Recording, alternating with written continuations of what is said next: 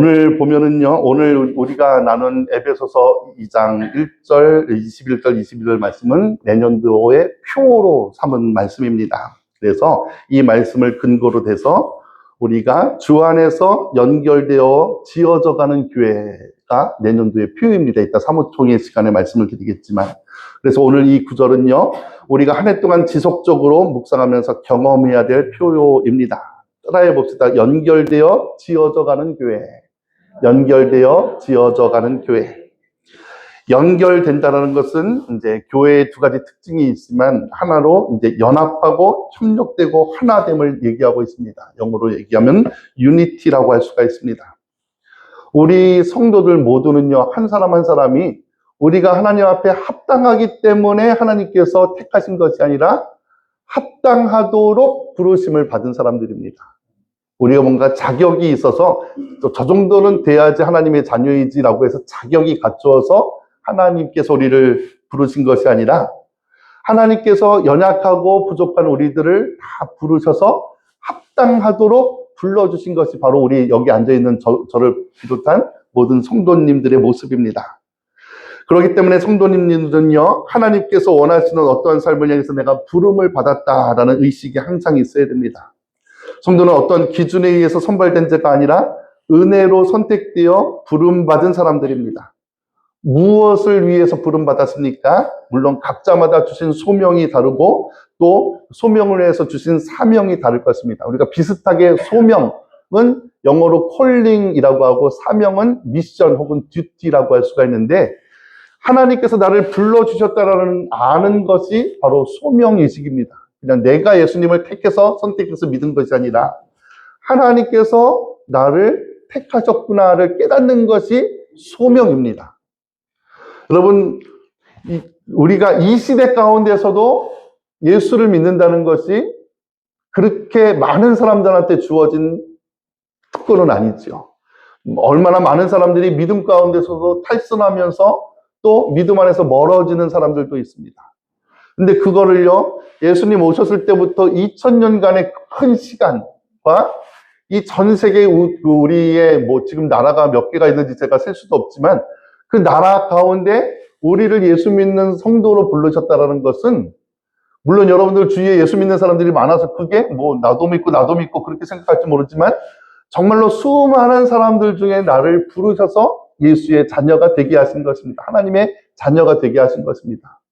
그래서 우리나라, 우리 대한민국에서 태어났어도요, 우리가 반만년 역사를 가졌고 5000년 넘는 역사를 가졌다고 하지만 그 중에 예수를 믿은 횟수는 200년도 되지 않지 않습니까? 100몇 년도 되지 않습니까?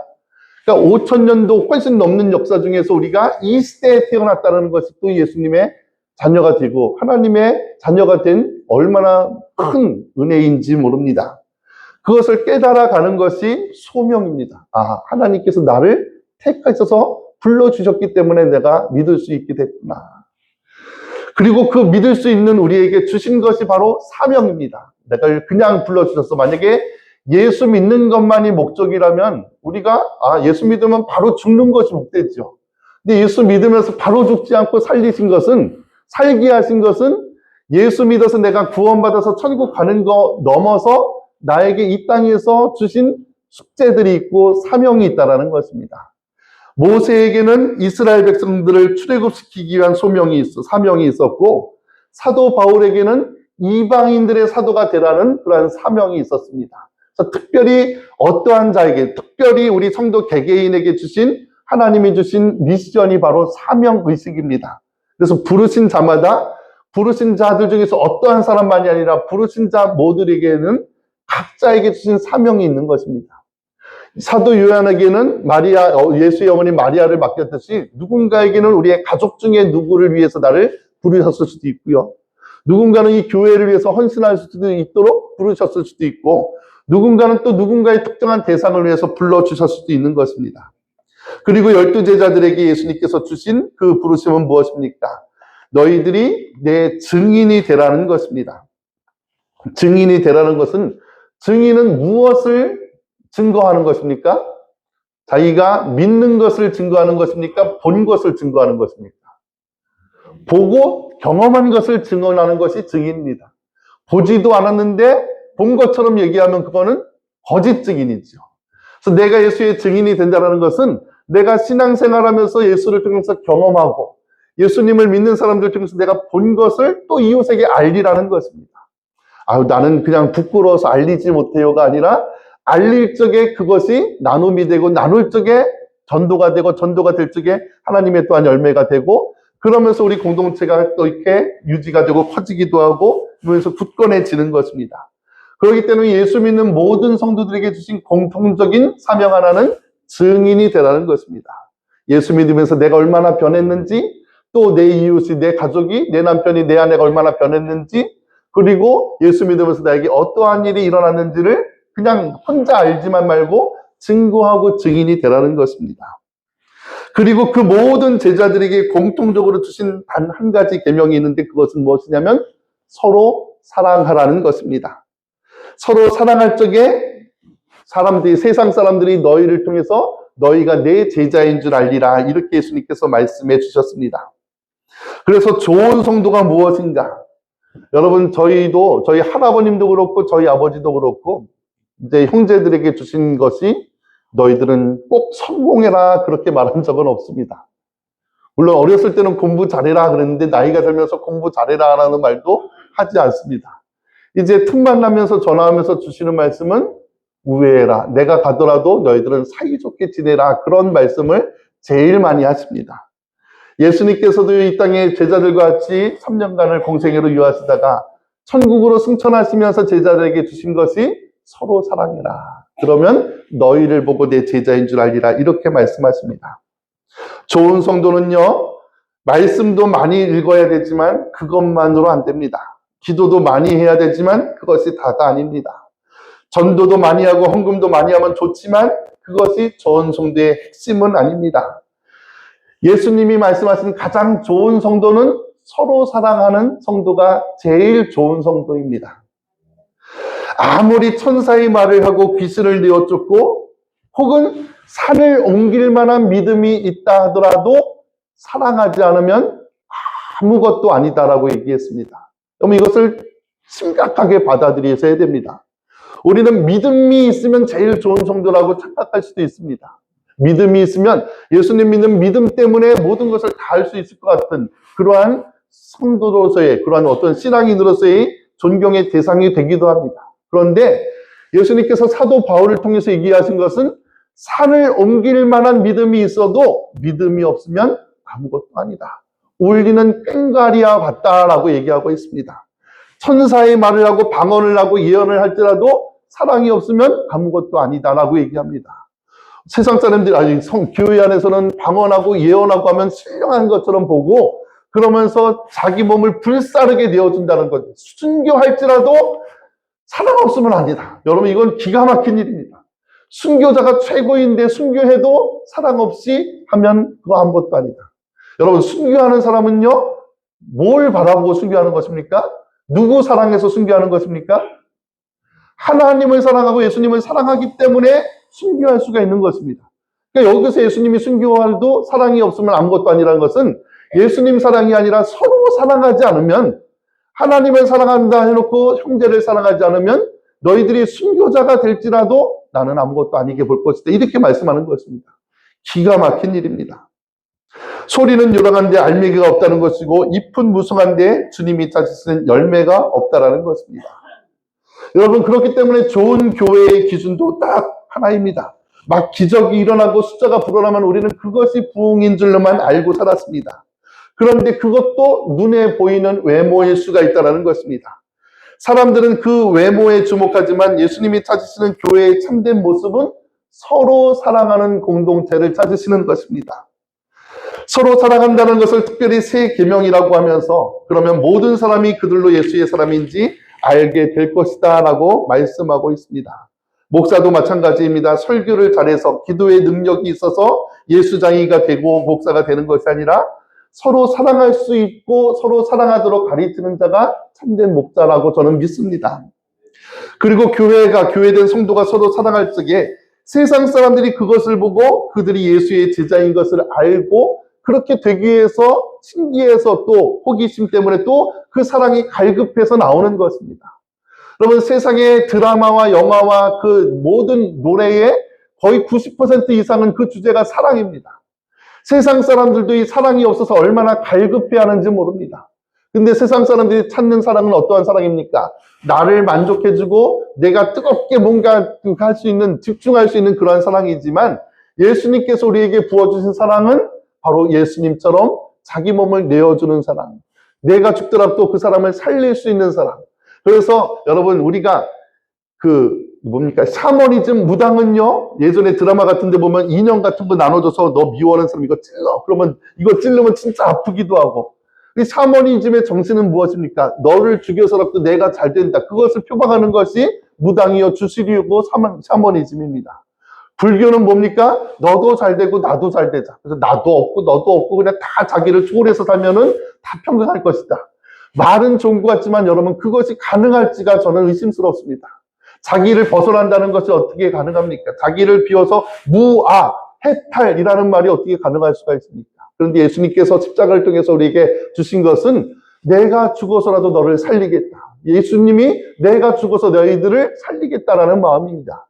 그리고 그것을 우리에게 나누어 주신 것입니다. 그래서 서로 사랑하면서 살리는 그 모습입니다. 바울이 전도 여행을 하면서요, 귀신이 나가고 병자들이 치유받으니까는 그 이방인 사람들이 몰려와서 바울을 가리켜서 스스와 허메, 스스라는 것은 제우스의 준말이고 허메라는 것은 헤르메스입니다. 그러면서 그들이 믿는 신으로 추앙하면서 이제는 그들을 신격화시킵니다.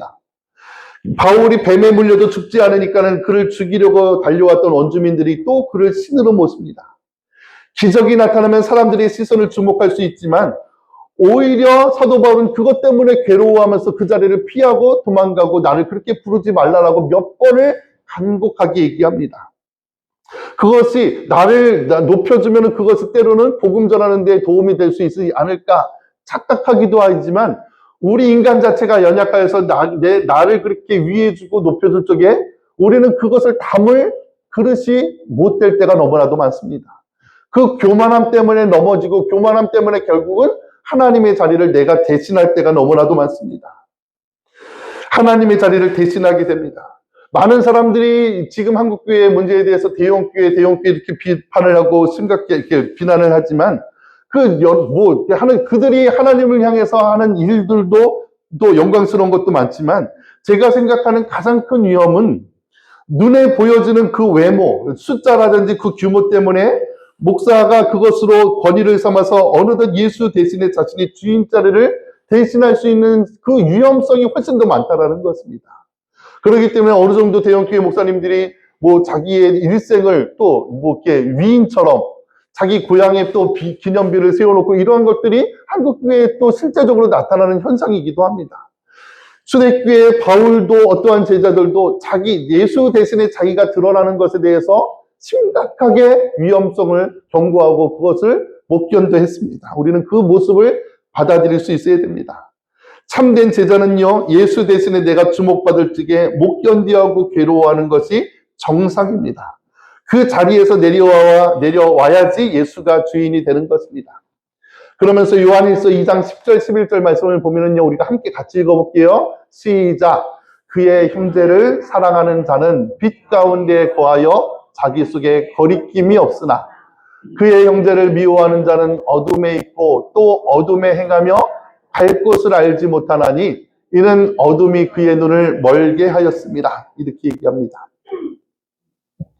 하나님의 자녀라고 하면서도 서로 사랑하지 못한다면 그는 빛이 아니다 어둠 가운데 거한다. 여기 보세요. 11절에 보면은 어둠에 있고 현재지요 또 어둠에 행하며 갈 곳을 알지 못하니 앞으로도 어둠이라는 것입니다. 과거, 현재, 미래가 사랑하지 못하면 다 어둠 가운데 있다는 것입니다.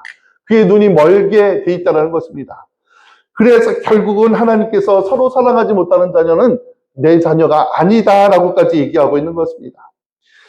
이러한 하나됨을 위한 구체적인 말씀으로 바울은 에베소서 4장 1절부터 이렇게 얘기하고 있습니다. 우리가 1절부터 4절까지도 한번 같이 읽어보겠습니다. 시작. 그러므로 주 안에서 갇힌 내가 너희를 권하노니 너희가 부르심을 받은 일에 합당하게 행하여 모든 겸손과 온유로 하고 오래 참음으로 사랑 가운데서 서로 용납하고.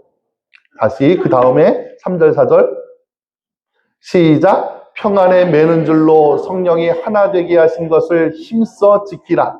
몸이 하나요 성령도 한 분이시니 이와 같이 너희가 부르심의 한 소망 안에서 부르심을 받았느니라. 아멘. 아멘. 주 안에서 갇혀진 내가 너희를 권하노니 부르심에 받은 일에 합당하게. 그 하나님께서 우리를 부르신 것이 얼마나 귀한지 그것에 맞는 가치로 살라는 것입니다. 그런데 그 방법이 무엇입니까? 모든 겸손과 온유로. 예수님께서도 제자들에게 내가 너희를 시기하려니 그러면서 나의 명예를 메고 내게 배우라. 나는 온유하고 겸손하니. 그러니까 우리가 주님 앞에 배울 것도 온유하고 겸손하다는 것입니다. 온유하다는 것은 무엇입니까? 제가 말씀 여러 번 드렸지만 야생마가 길들여지는 것에서부터 온유함이라는 단어가 나왔습니다. 온유함은 우리가 세상적으로 생각하듯이 성품이 부드럽고 원만한 것이 온유한 것이 아니라 말씀으로 길들여 주신 성품이 온유함입니다. 하나님의 말씀으로 훈련받은 성격. 이 온유함의 반대는 뭡니까? 하나님의 말씀대로가 아니라 자기 생각대로 움직이는 것이 어떻게 보면 야생마 같은 것이죠. 통제가 하나님의 말씀으로도 통제되지 않는 것입니다. 야생마 같이 살면 안 됩니다. 우리는 주의 멍에를 메고 주를 주로 섬기는 주께로부터 훈련받은 자이기 때문입니다. 그렇기 때문에 이 오래 참음과 온유는 뭐를 통해, 이 온유와 겸손은 무엇을 향해서 나가냐면 바로 오래 참음. 왜? 사랑장에 보면은요, 사랑의 처음 시작도 사랑은 언제나 오래 참고, 그리고 사랑장의 끝도 끝까지 견디느니라. 결국 사랑도요, 오래 참음으로 시작해서 끝까지 견디는 것으로 끝나는 것입니다. 이것이 세상의 사랑과 우리 성경적인 사랑의 차이죠. 세상의 사랑은요, 뜨겁게 시작했다가 식으면 금방 헤어집니다. 오래 참는 것이 아니라 그냥 내 비위가 안 맞으면 헤어지는 것이 세상적인 사랑입니다. 근데 하나님께서 말씀해 주신 성경에서 나와 있는 사랑은 그 시작도 오래 참는 것이고 끝도 끝까지 견디는 것. 언제까지? 내가 십자가를 지면서 죽을 때까지 끝까지 견디는 것이 사랑이라는 것입니다. 그래서 끝까지 견딤으로 인해서 이 사랑으로 용납하는 것입니다. 물론 교회 안에서 용납하지 못할 일들이 몇 가지가 있습니다. 그런 하나님에 대한 그 성경에서도요, 거짓 선지자들, 이방인들, 그러한 니골라당, 그러면서 복음 자체를 회방시키고 그것을 이렇게 겉들어뜨리는 사람들은 용납하지 말라라고 되어 있습니다.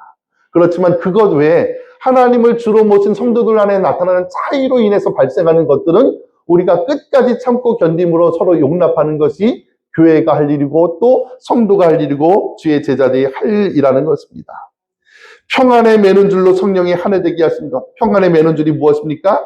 고통 중에도 폭풍 중에도 주님 때문에 주로 말미암아 주님 때문에 평안할 수 있는 마음, 우리가 참고 용납할 수 있는 능력이 바로 주가 주신 평안이라는 것입니다.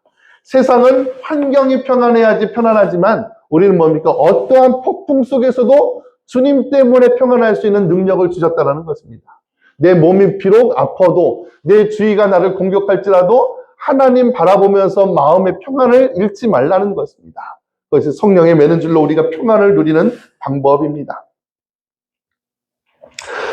또 이러한 유니티를 통해서 성도가 됐으면 이제 우리가 함께 세워져 가는 교회의 목적은 바로 거룩함입니다. 퓨리티입니다. 신앙생활의 목적이 무엇입니까? 여러분 예수 믿어서 무엇 얻기 원하십니까? 물론 우리가 구원받는 것이 가장 궁극적인 목적이라면 이 땅에 살아가면서 구원받은 우리가 누려야 될 것은 무엇입니까? 복받고 성공하기 위해서가 아니라 바로 우리가 이 땅에서 주를 믿는 자들이 가장 목표로 삼아야 될 한 가지는 예수 닮는 것입니다. 그것이 신앙의 열매입니다. 성령의 9가지 열매요. 성경에서 얘기하고 있는 신앙의 모든 열매의 그 방향은 우리의 내면을 향하고 있습니다. 우리의 성품이 예수 닮기를, 그것이 열매라고 얘기하고 있습니다.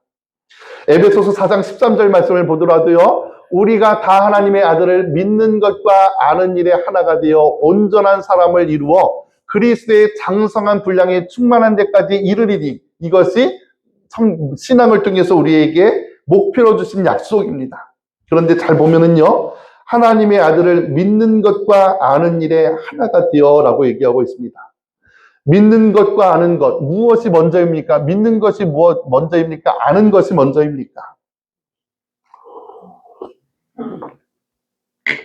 믿는 것은요, 물론 말씀을 듣고 묵상하고 그 말씀에 순종하는 것이 믿는 것입니다. 좋은 밭은 기쁨으로 받아 순종하면서 아름다운 열매를 맺는 것이 좋은 밭입니다. 아는 것은 내가 믿은 그 말씀을 내 삶 속에서 경험하고 적용하는 것입니다. 그 말씀이 내 것이 되는 것입니다. 세상에서는요, 아는 만큼 믿는다고 얘기합니다. 모르는 것을 믿지 못합니다. 모르는데 믿는 것은 맹목적이죠. 그래서 알아야지 믿는다라고 세상은 얘기합니다. 그런데 신앙적인 상식은요, 먼저 믿어야 경험되어진다는 것입니다. 이것이 무엇이냐면 아브라함이 이삭을 낳기 전에 하나님께서 계속 말씀으로 내가 너를 통해서, 너와 사라를 통해서 이삭을 줄 것이라 말씀을 주셨습니다.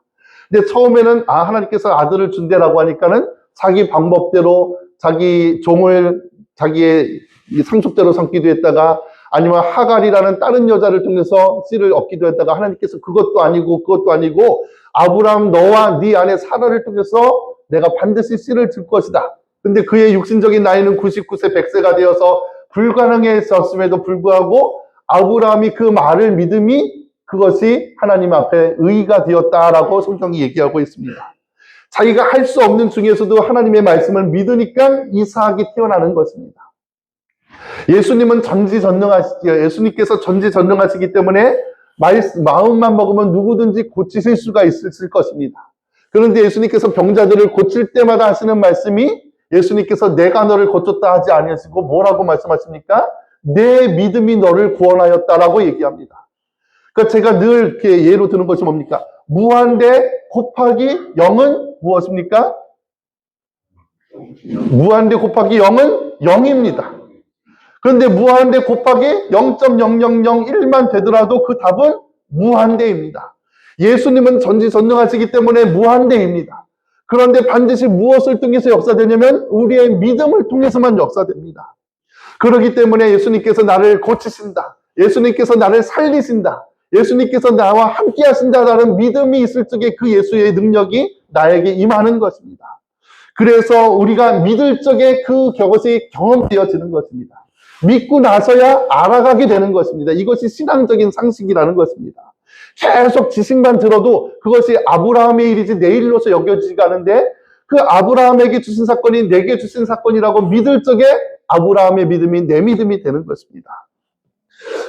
그래서 신앙은요, 지식을 통해서 믿음을 키우는 것이 아니라 믿음을 통해서 지식이 경험되어지는 것입니다. 구원은 값없이 거저주신 은혜죠. 그런데 구원이 값없이 거저주신 은혜라면 세상에 구원받지 않을 자가 어디 있겠습니까? 예수님의 구원은 값없이 주신 은혜이지만 누구에게만 주십니까? 믿는 자에게만 주시는 것입니다. 그렇기 때문에 이 구원은 예수님의 모든 것이 믿음을 통해서 역사되는 것입니다. 그리스도의 장성한 분량에까지 우리에게 자충만에까지 이르는 것이 예수님께서 우리에게 주신 약속입니다. 우리가 이 말씀을 믿고 이 말씀을 목표로 삼고 살아갈 적에 우리 안에도 예수님의 성품이 살아가는 것입니다. 왜 예수님을 믿는데도 30년, 40년 예수님을 믿는데도 여전히 내 성품이 변하지 않는가? 내가 이 말씀을 못 믿기 때문에 그렇습니다. 아유, 사람 안 믿어, 안 변해. 여러분, 세상에서는요, 사람 참 안 변한다고 해도 그 말이 제일 자주 들리는 것이 교회입니다. 아무리 세상을 믿어도 그 사람 안 변해. 왜 믿으면서 이런 말씀을 하십니까? 그럼 눈에는 그렇게 보여도 여러분들, 우리가 입술로는 예수님은 우리를 변하십니다. 나도 예수 믿고 변했어. 이러한 말들이 가득할 적에 변화가 나타나는 것입니다. 근데 성경에는 변한다라고 하는데 우리는 끝까지 사람 보면서 저 사람 안 변해. 우리가 입술로 먼저 단정을 합니다. 그러면서 무슨 믿음 생활을 합니까? 우리가 안 믿어져도, 내가 눈에 보이는 게 안 변했어도 말씀이 기록되고 있기 때문에 저 사람 변할 거야. 이렇게 가는 것이 믿음이라는 것입니다. 그럴 적에 하나님께서 이 말을 통해서 역사하는 것입니다. 믿음을 통해서 역사하는 것입니다. 여러분, 만약에 여러분들 같이 사는 한쪽이 안 나오신다면 여러분 2026년에는 끊임없이 믿으시기 바랍니다. 저 사람 나온다. 저 사람 믿는다. 저 사람 반드시 믿는다. 입술로 여러분들 받아들이시기 바랍니다. 그럴 적에 역사가 나타날 것입니다. 그러한 믿음에 동참하시기를 바랍니다. 그런데 우리가 이렇게까지 잘하지 못하면 무슨 일이 나타나냐? 14절을 한번 보여주세요. 13절 다음에 14절에 보면은 이는 우리가 이제부터 어린아이가 되지 아니하며 사람의 속임수와 간사한 유혹에 빠져 온갖 교훈의 풍조에 밀려 요동하지 않게 하려 합니다.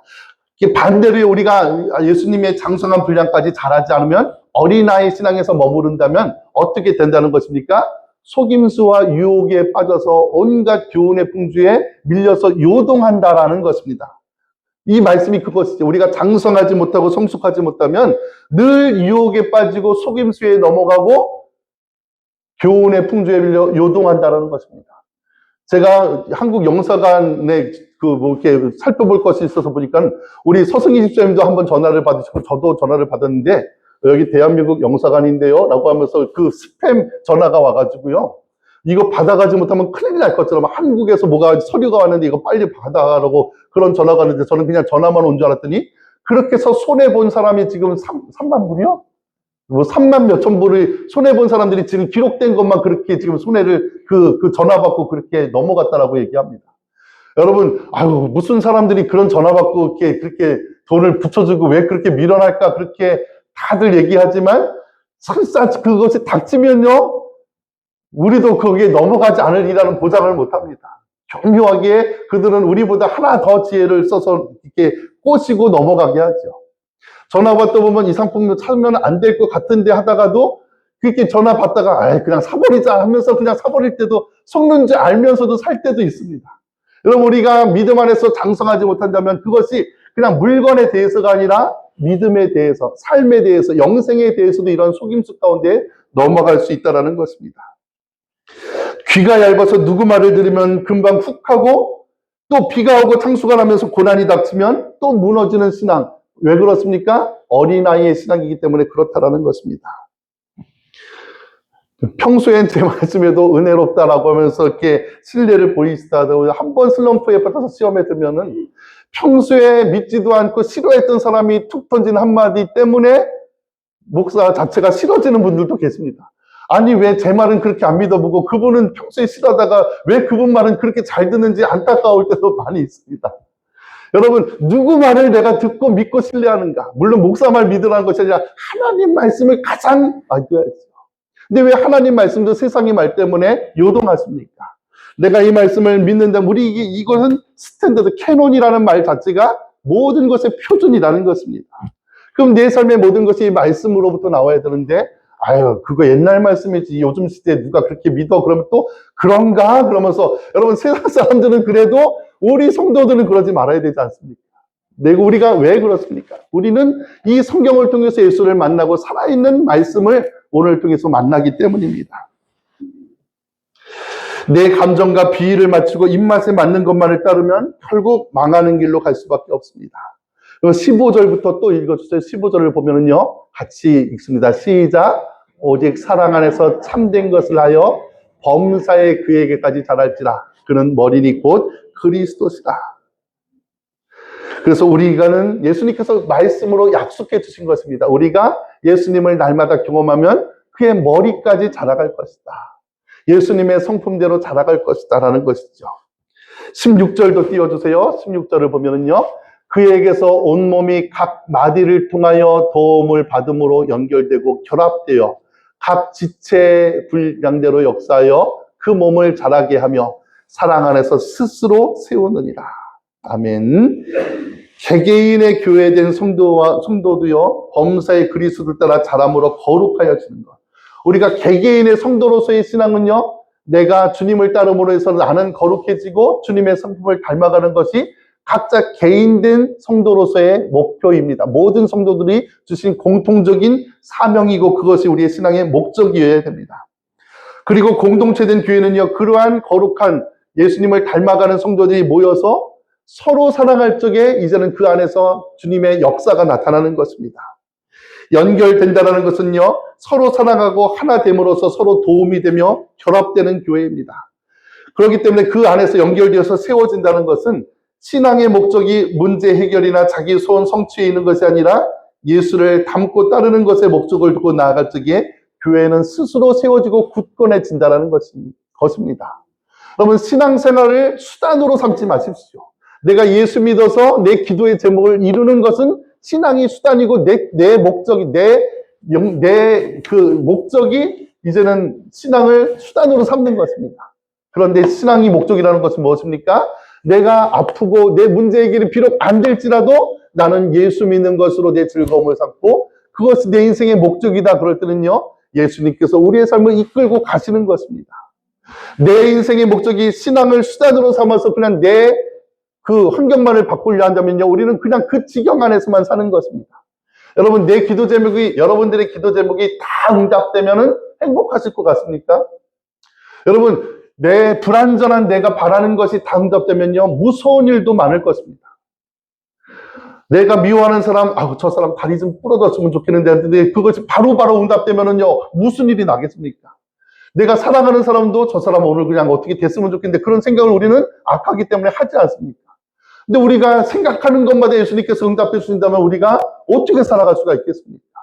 그렇기 때문에 내 기도 응답은요, 하나님의 뜻대로 역사될 적에 가장 은혜스러운 것입니다. 내 뜻이 아니라 하나님의 뜻이 내 안에 이루어질 적에 그것이 가장 복되고 행복한 것입니다. 주님의 관심은요, 나라는 한 사람이 예수님을 바라보면서 내 연약함을 깨뜨리고 주님 닮은 온전한 성도가 되는 것. 그것이 나를 향한 예수님의 뜻입니다. 그리고 그러한 성도들이 한둘이 모이고 두세 사람이 모여서 서로 사랑할 적에 교회가 되고 그 교회를 통해서 하나님의 나라가 이루어지는 것입니다. 여러분, 우리가 누구도 2025년전이 시작될 적에 우리 교회 중간쯤 합쳐졌으면 좋겠네, 그러한 생각을 했던 성도는 한 명도 없을 것입니다. 어떻게, 과연 하나님께서 어떻게 인도하실까? 하나님께서 이 어려움을 어떻게 하면서 여러분들이 견디고 참아왔더니 하나님께서 우리를 인도해서 이렇게 한 교회로 만들어 주신 것입니다. 우리가 생각할 수 없는 것을 하나님 바라보면서 살아왔더니 이렇게 행하신 것입니다.